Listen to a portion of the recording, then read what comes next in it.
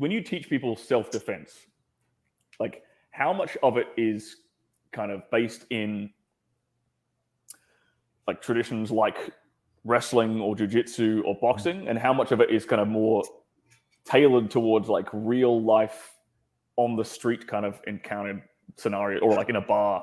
Well, I mean, I have an extensive background in wrestling, jiu-jitsu, Muay Thai, boxing. So I have all of these skill sets that I can pick the best techniques out, right? And I've worked with enough people to know, like, oh, that's a really athletic movement. Like there's a lot of people who aren't going to be able to do that movement. Right. Eddie Bravo is famous for his rubber guard, right? Like I can't do rubber guard. Like I can't bend my legs in those ways. Like I don't think there's a reason, if you want to go and compete and do that stuff and learn self-defense, but like for self-defense, if you're going to learn rubber guard for self-defense, I don't think that's very smart. If you want to play the sport of jiu-jitsu and play that game, that's fine. But like, you're not going to, rubber guard somebody on the street. You're going to get slammed. You're going to get stomped. Like it needs to be practical. So I focus a lot of the stuff on practical. I call it practical self-defense. Yeah, and that's a question that always kind of comes up when people talk about self-defense, especially when people like non-fighters talk about self-defense. There's always like this kind of question of what is a more useful skill set? Is it like in a real life, like street fight scenario? Is it grappling or is it striking? Yep. I heavily lean towards grappling. Right. Striking is, especially when you don't have gloves on, you don't have the wraps, it's risky. Okay. Because even if you land a good punch, you have the potential to break your hand.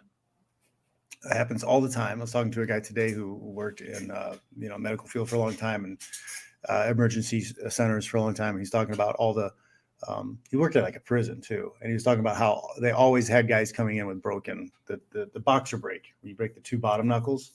A lot of guys, they don't punch right. You're supposed to punch with the two front knuckles. Okay, and you need to break too. Like if you're not used to hitting anything and you hit a cinder block, you're probably breaking your hand. Yeah, and if you're not hitting a guy at the right spot on the jaw, like you're basically hitting a cinder block. Like that, your skull is a thick, heavy bone.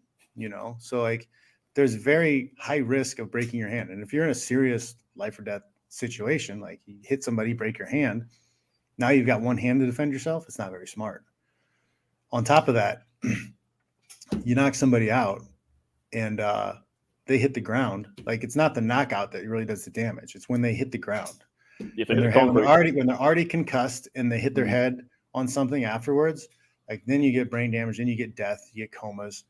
Like you have guys who go to jail, go to prison for a long time because they defended themselves. They got attacked. They hit a guy, knocked him out, killed him. Right. So there's a lot of things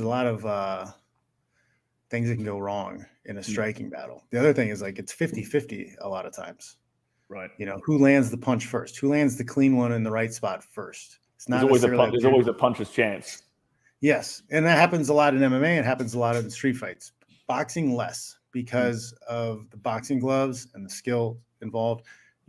Usually the best boxer wins. Usually, I'd say at a higher percentage, it's the better boxer that's usually going to perform better and win the match.